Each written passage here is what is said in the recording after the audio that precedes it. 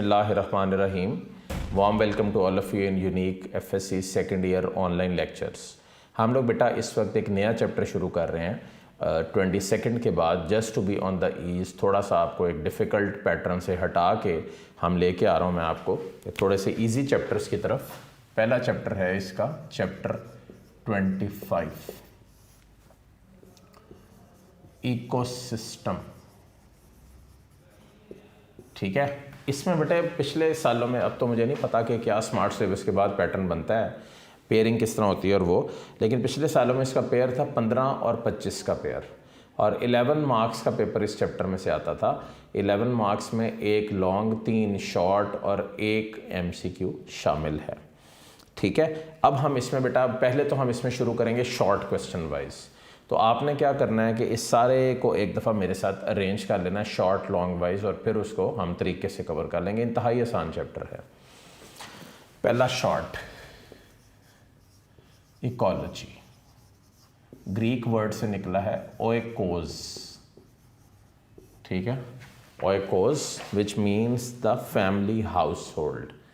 तो अगला MCQ है कि जो टर्म थी इकोलॉजी की, ये दी किसने थी? It was coined by Ernest हैक्कल।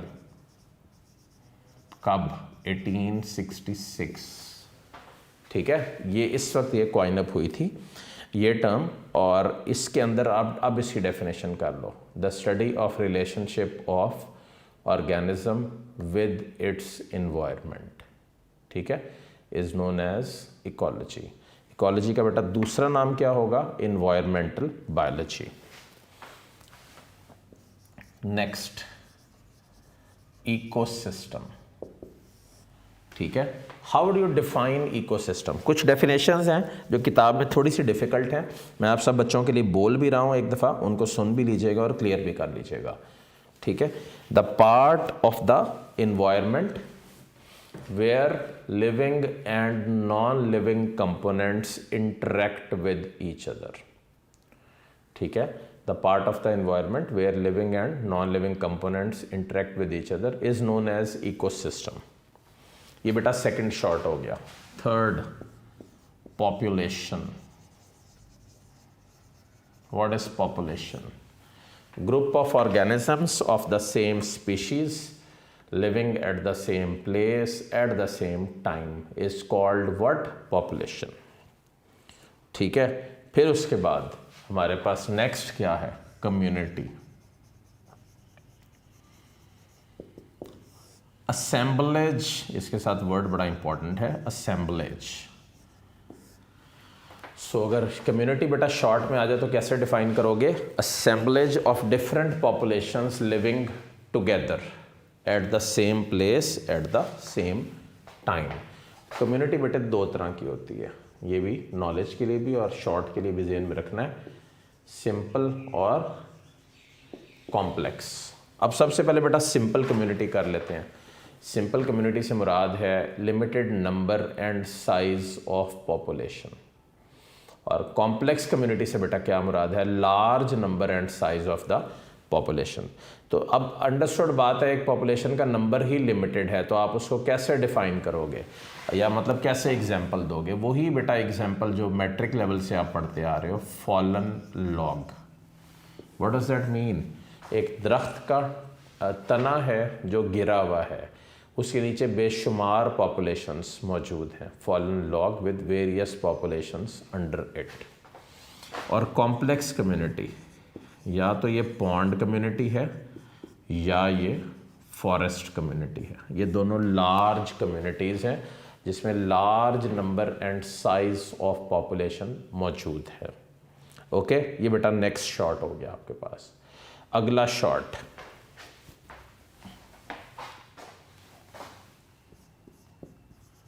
Habitat.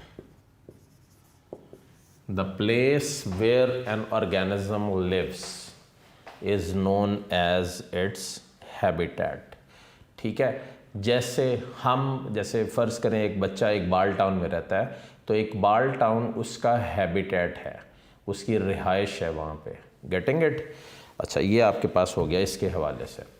उसके बाद एक MCQ लिखा हुआ है जो बोर्ड में आया 237 पेज पे, third paragraph, 1917, Joseph Grinnell, an American ornithologist, proposed the term niche.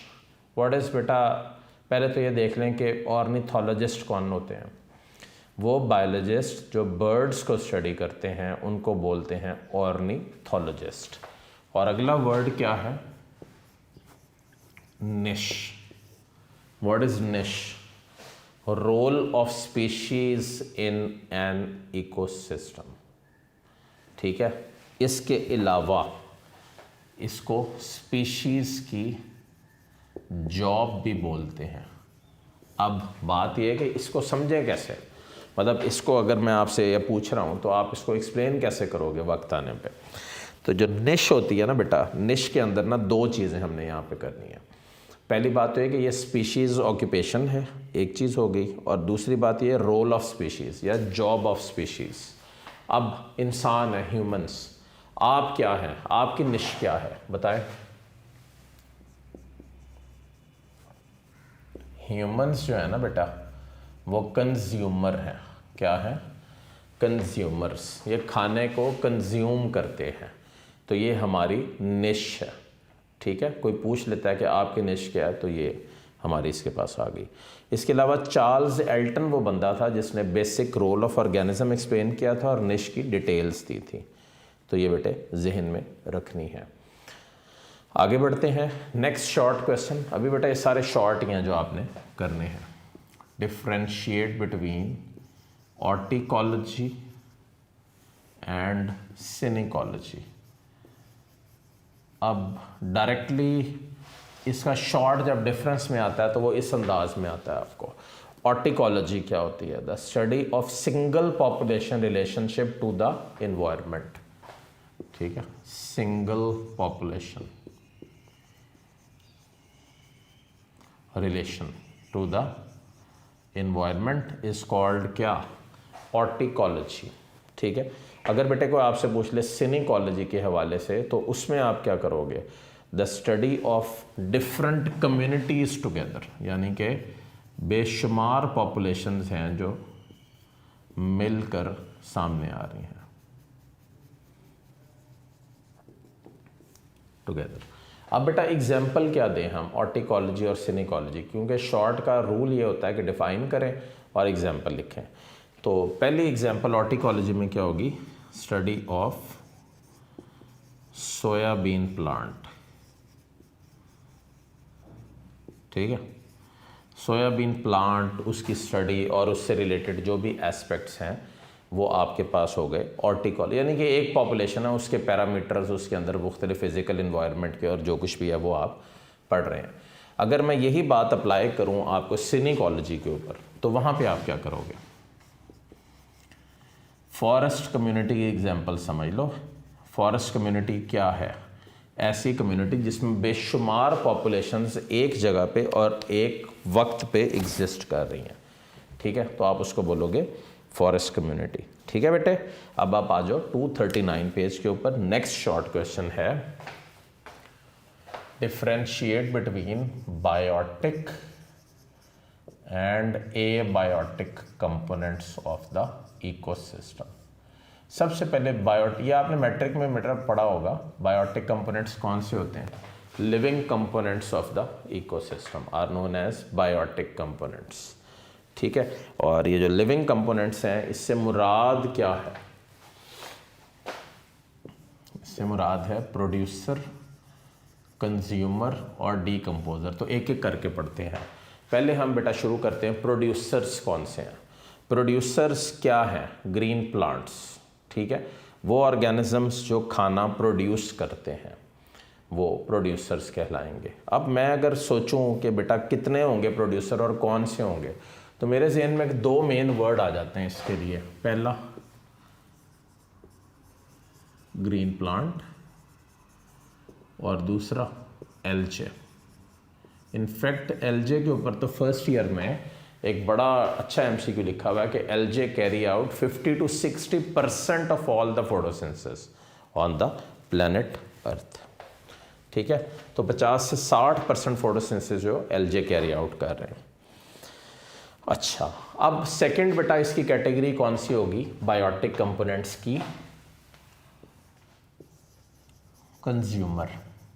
अब है तो ये बेटा 8th क्लास वाला, लेकिन डेफिनेटली करना है, सिलेबस का हिस्सा है, स्मार्ट सिलेबस का आपके।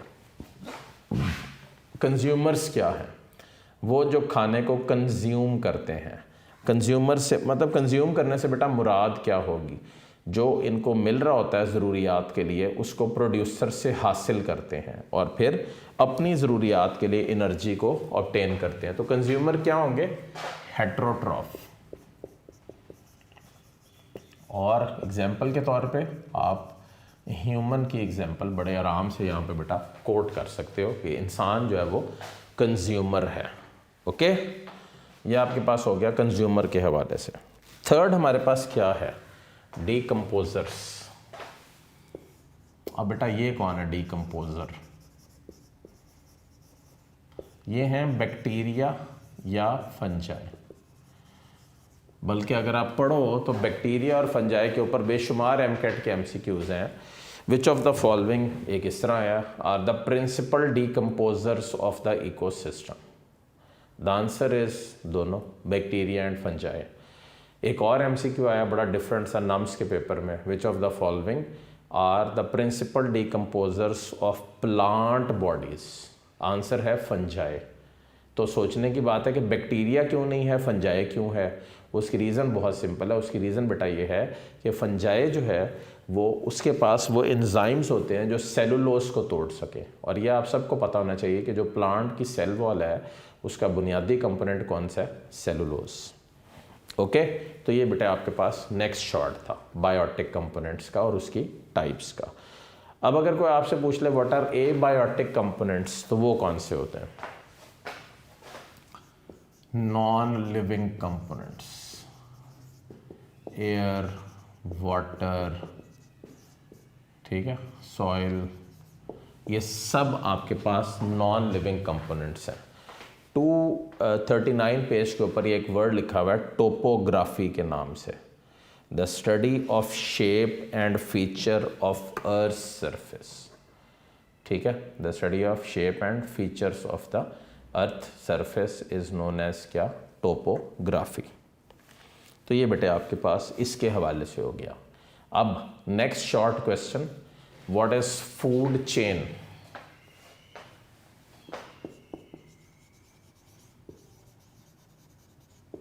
बताएं जी, फूड चेन क्या होती है? मैं आपको ना बेटा यहाँ पे डेफिनेशन लिखी हुई है, 239 पेज के ऊपर हूँ मैं इस वक्त किताब में, तो मैं आपकी सहूलत के लिए डेफिनेशन लिख रहा हूँ यहाँ पे। Series of interconnected organisms in which one organism feeds on the next while is fed by the one before it. Before it क्या ना, while is fed by the one above it. ठीक है, series of interconnected organisms in which one organism feeds on the next while is fed by the one above it. कैसे? ये आपके पास है grass, ये producer है। ग्रास को कौन कंज्यूम कर रहा है? कैटरपिलर। कैटरपिलर को बेटे कौन कंज्यूम कर रहा है? Blue bird. और बेटे ब्लू बर्ड को कौन कंज्यूम कर रहा है? ईगल। तो ज़रा गौर करें तो ये आपके पास मुख्तलिफ लेवल्स बन गए। घास किसने खाई? कैटरपिलर ने। कैटरपिलर को किसने खाया? ब्लू बर्ड ने। और ब्लू बर्ड को किसने खाया? उकाब ने। ये जो लेवल्स हैं ना यहाँ पे, इनको बोलते हैं T1, T2, T3 और T4। इनका अदर नेम इसका क्या होगा? Trophic levels. Trophic level, the different feeding levels of an ecosystem are known as trophic levels. ठीक है, different feeding levels of an ecosystem. इसमें बेटा T1 क्या है? First trophic level. T2 क्या है? सेकंड। T3 क्या है? थर्ड। और फिर लास्ट लेवल पे कौन है? आपके पास ईगल। अब अगर मैं दूसरी तरह क्लासिफाई करूं तो इधर देखें, ये T1 पे क्या है? प्रोड्यूसर, खाना प्रोड्यूस करने वाले पौधे। T2 पे क्या है? प्राइमरी कंज्यूमर, खाना कंज्यूम करने वाले। T3 पे बेटा क्या है, सेकेंडरी कंज्यूमर, और T4 पे क्या है, टर्शरी कंज्यूमर। ओके, ये आपके पास है इनके लेवल्स। अब हम बेटा आगे बढ़ते हैं और हम शुरू करते हैं क्या, food web. Food web chapter 25 का पहला लॉन्ग क्वेश्चन है। ठीक है, सबसे पहले इसकी डेफिनेशन कर लें। Series of interconnected organisms in which one organism feeds on the next while is fed by the one above it। ये मैंने आपको डेफिनेशन बताई थी फूड चेन की। तो अगर बेटे फूड वेब आ जाए तो आप उसको कैसे डिफाइन करोगे? उसकी बेटे डेफिनेशन क्या होगी कि combination of various food chains in the ecosystem is known as food web. The various combinations in the food chain help to maintain what? The stability of the ecosystem. जितना ज़्यादा ecosystem stable होता है उतना ज़्यादा उसके अंदर मुख्तलिफ़ चीज़ों को करने की, समझने की और सारी एबिलिटी मौजूद होती है। ठीक है, ये आपके पास हैं ट्रॉफिक लेवल्स की कुछ एग्जांपल मैंने आपको दी है। अगर ये लॉन्ग में आ जाए तो सबसे पहले आप डेफिनेशन लिखोगे, फिर आप हेडिंग दोगे इम्पोर्टेंस की। तो इम्पोर्टेंस में क्या होगी? नंबर 1 स्टेबिलिटी, दूसरा different feeding options in the population. ठीक है, बहुत सारी फीडिंग ऑप्शंस भी पॉपुलेशन को ये दे देगा। ठीक है, जो ये शो करता है कि एक ऑर्गेनिज्म मल्टीपल ट्रॉफिक लेवल्स पे, फीडिंग लेवल्स पे फीडिंग कर सकता है। एग्जाम्पल के तौर पे यहाँ पे मैं एक फूड वेब बना रहा हूँ, देखिएगा, समझिएगा और जानिएगा भी। ग्रास या प्लांट ये क्या है? ये T1 है, फर्स्ट ट्रॉफिक लेवल। ठीक है, ये जो घास या पौधा है इसको बेटे खाता कौन कौन है? इसको यहाँ पे आप ले लो बीटल, ये खा सकता है। यहाँ पे ले लो कैटरपिलर, ये भी खा सकता है। ठीक है, इसको इधर जोड़ दो। फिर और कौन खा सकता है? इसको बेटे खा सकता है हमारे पास रैट, हालांकि कम ही खाते हैं, रैबिट्स तो श्योरली खा सकते हैं। ठीक है, और थोड़ा सा मैं आपको इम्प्रूव कर दूं जो बनी हुई किताब में, कैटल, भेड़, बकरियां, गाय, भैंसें, ये तो श्योरली खाती ही हैं। ठीक है, अब बेटे बीटल को कौन कौन खा सकता है? बीटल को फॉक्स भी खा सकती है, बीटल को आउल भी खा सकता है। ठीक है, और इसको ब्लू बर्ड भी खा सकता है, ब्लू बर्ड। ओके, इसी तरह कैटरपिलर को भी ब्लू बर्ड खा सकता है, रैट को आउल खा सकता है और आउल को बेटे ईगल खा सकता है। ठीक है, अच्छा, अब ब्लू बर्ड को भी डेफिनेटली उकाब जो है वो खा सकता है। अब रैबिट पे आ जाओ, रैबिट को बेटे फॉक्स खा सकती है और कैटल को लाइन डायरेक्टली खा सकता है। तो इसका मतलब ये T3 के ऊपर है। ठीक है, ये आपके पास मैंने एक बनाई है फूड वेब। अब MCAT लेवल पे इसको थोड़ा सा यहाँ पे मैं क्लियर कर दूँ और टच कर दूँ। MCAT वाइज ये पूछते हैं कि कितनी फूड चेन्स हैं जो इसमें शामिल हैं और मौजूद हैं। तो ये है पहली, ठीक, एक, दूसरी, अच्छा दूसरी यहीं से ले लें, ये देखें आउल वाली नंबर 2, फिर उसके बाद थर्ड ले लें ब्लू बर्ड वाली 3, फिर उसके बाद कैटरपिलर वाली 4, रैट ये जो ऊपर को जा रही 5, रैबिट वाली 6 और कैटल वाली 7। तो ये आपके पास 7 फूड चेन्स हैं जो यहाँ पे इंटरकनेक्टेड वे में आपको नज़र आ रही हैं, जो सारी आपस में बेटे यहाँ पे जुड़ी हुई हैं। ये आपके पास है बेटे लॉन्ग क्वेश्चन। अगर कोई पूछ ले फूड वेब में, इस फूड वेब में कितनी फूड चेन्स हैं, तो जवाब बेटे क्या होगा? 7 food chains are present in this. Okay बेटे, याद रहेगा मेरे बच्चों को, इसको अच्छे अंदाज में अच्छी तरह तैयार कर लेना है। ठीक है, सो दैट आपको इसमें कोई गलती की गुंजाइश ना हो। ये देखें ना, फिर एक दफ़ा रिपीट कर दूँ। ग्रास से बीटल से फॉक्स 1, ग्रास से बीटल से आउल ईगल 2, ग्रास से बीटल से ब्लू बर्ड ईगल 3, ग्रास से कैटरपिलर से ब्लू बर्ड 4, फिर रैट से आउल 5, रैबिट से फॉक्स 6 और कैटल से लाइन 7। ये 7 फूड चेन्स हैं यहाँ पे जो शोन है। नेक्स्ट बेटे टॉपिक है 240 पे सक्सेशन। इसको बेटे डिलीट कर दें, ठीक है, ये शामिल ही नहीं है आपके स्मार्ट सिलेबस में। 242 पे आ जाएं। टॉपिक का नाम है प्रीडेशन और उसकी सिग्निफिकेंस। बताएं जी, व्हाट इज प्रीडेशन, ये क्या है?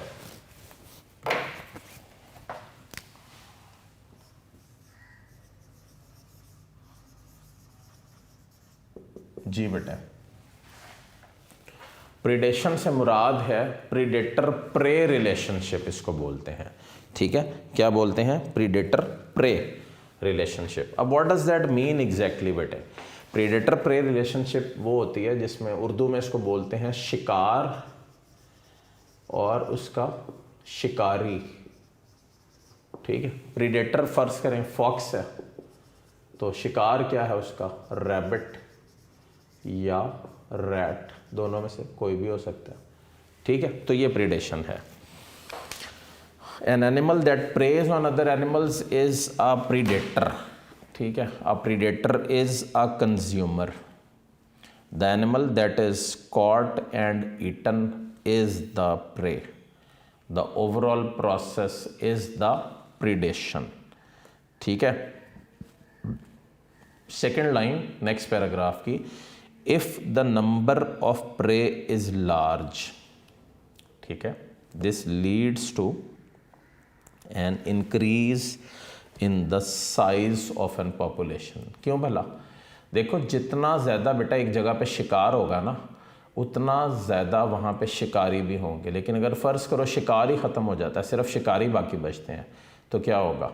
कंपटीशन होगा, लड़ाई होगी, झगड़ा होगा और अल्टीमेटली सारा निज़ाम तहस नहस हो जाएगा, ठीक है। तो एग्जाम्पल इसमें क्या है? Cat mouse, fox rabbit, seal fish, frog mosquito, hawk and small bird. और इसके अलावा आप लाइस और ह्यूमन की एग्जांपल भी दे सकते हैं। नहीं, लाइस और ह्यूमन वो पैरासाइट्स में है। तो बहरहाल ये आपके पास बेटे 5 एग्जांपल हैं। चूहे बिल्ली वाली एक कॉमन एग्जांपल है, ये आप शॉर्ट है बोर्ड का, अगर ये आ जाए तो इसको इस तरह लिखिएगा। अब ना मैं थोड़ा सा बेटा करेक्शन करवाने लगा हूँ और टॉपिक को सही तरह अरेंज करवा रहा हूँ। कोशिश ये करनी है कि जिस तरह मैं अरेंज करवा रहा हूँ उसी तरह आप इसको जाके प्रेजेंट करें। लॉन्ग क्वेश्चन वाइज हम जब शुरू करेंगे इसको, तो सबसे पहले हम डेफिनेशन लिखेंगे सिम्बायोसिस की। The study of relationship between 2 different organisms, ठीक है, of different species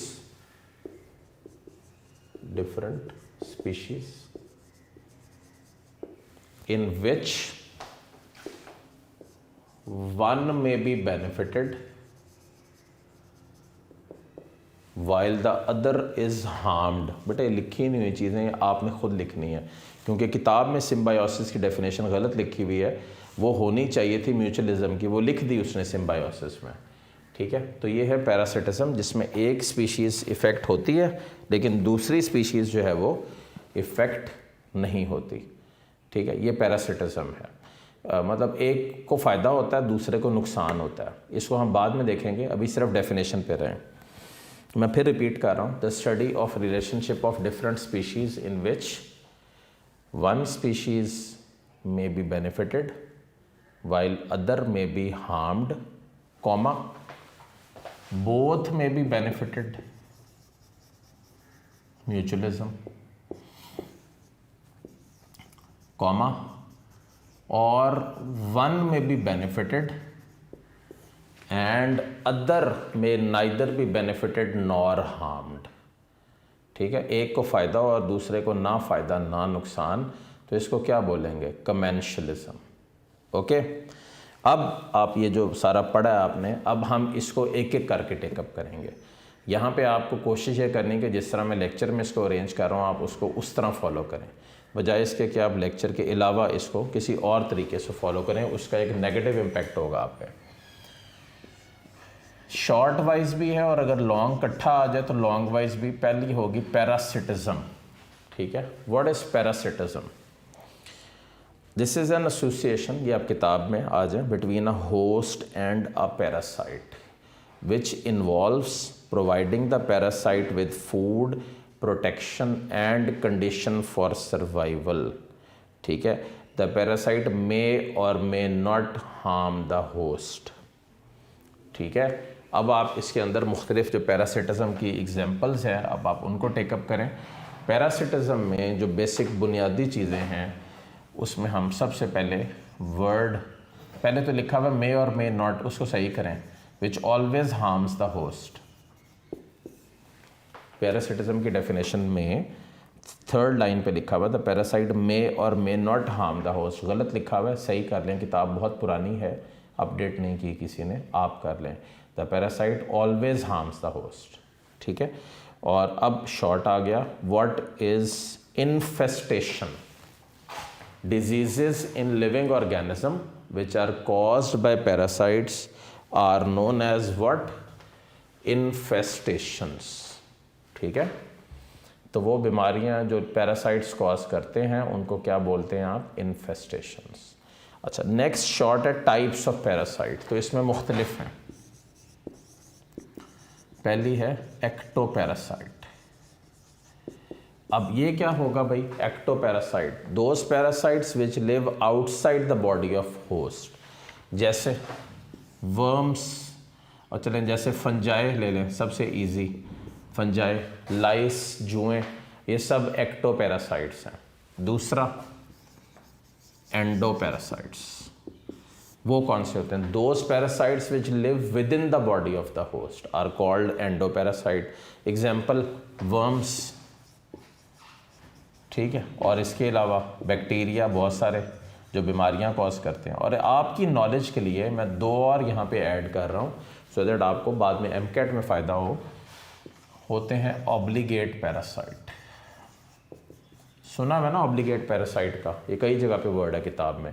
those parasites which live within the host body are known as obligate parasites, ठीक है। और उसके बाद लास्ट हमारे पास क्या है? Facultative parasite.